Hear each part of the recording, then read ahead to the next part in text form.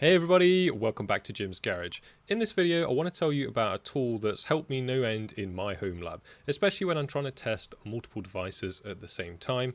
Now it's not just useful in a home lab, this is probably more akin to a workspace environment, and I'm talking about a KVM. Now fortunately TESmart did reach out to me and ask if I wanted to use this device, and I couldn't be lucky enough as it was the time at which I was going to be doing multiple device testing my previous video using iGPUs.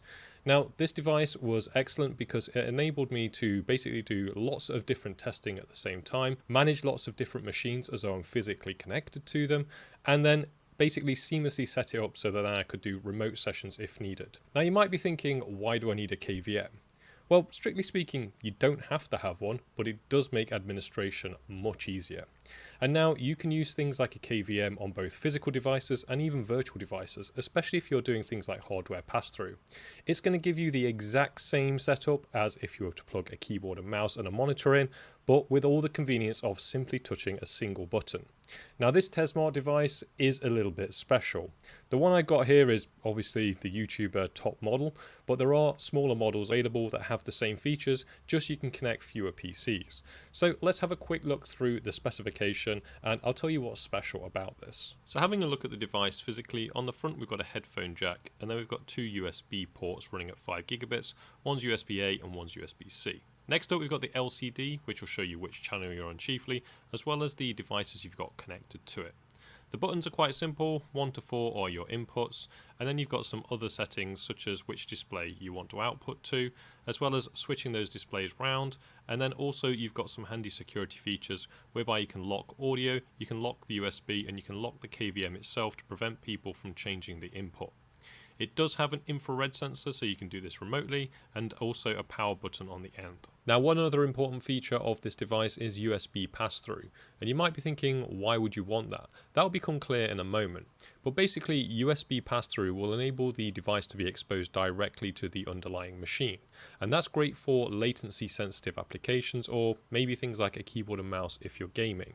And as I said, this is a premium product, and this device does support 4K 120Hz variable refresh rate and G-Sync compatible, and it's also HDR. So you're getting the full benefits of HDMI 2.1, so you could run multiple gaming monitors, etc. through this. You could have multiple gaming machines attached to this one single KVM, and you should get awesome performance. Now looking at the rear device, we've got the 12-volt barrel connector. We've got an Ethernet cable as well because we can actually plug this into a switch or router to give the devices as well Ethernet access. We've then got the keyboard and the mouse USB ports, and again those are what I was talking about where we can do pass-through for them. We've got another couple of 5 gigabit USB-A ports on the back. And then we've got the two ports that are going to plug potentially into your physical monitors. That's the output A and output B.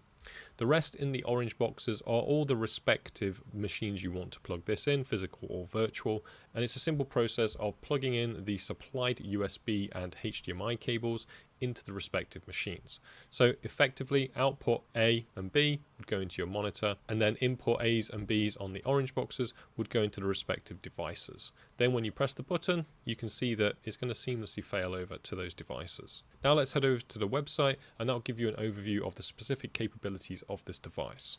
Now the version that was sent to me is this one here, it's the 402, but if you hover over the new releases, there's many different ones you can choose from.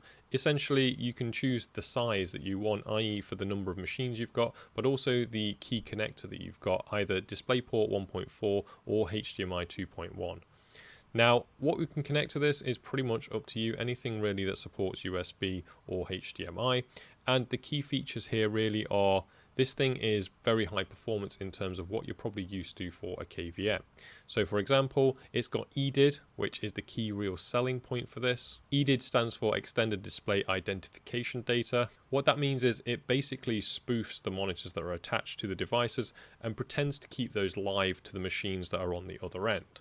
So instead of when you switch over on the KVM, the device having to basically negotiate and recognize what it is, the computer should never really realize that the monitor's been disconnected because it's being emulated. That's why in my demonstration when I was switching between monitors, it was pretty quick compared to what you usually know on a normal KVM. Now I get it, this is very expensive for any home labber, and that's why I said this is probably positioned more for a enterprise setup or small medium business.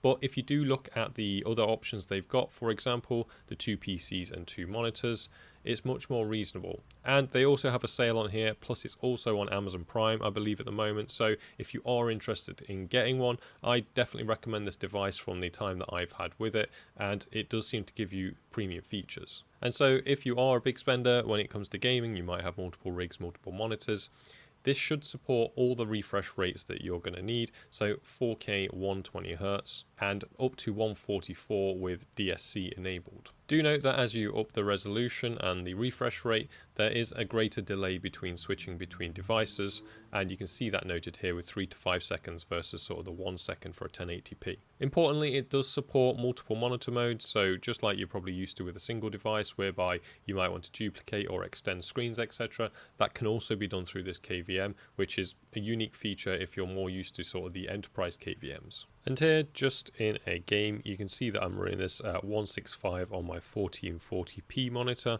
I don't actually have a 4K 144Hz monitor. And similarly, here is a 4K monitor, but this is only capped at 60 FPS. That's the max I've got.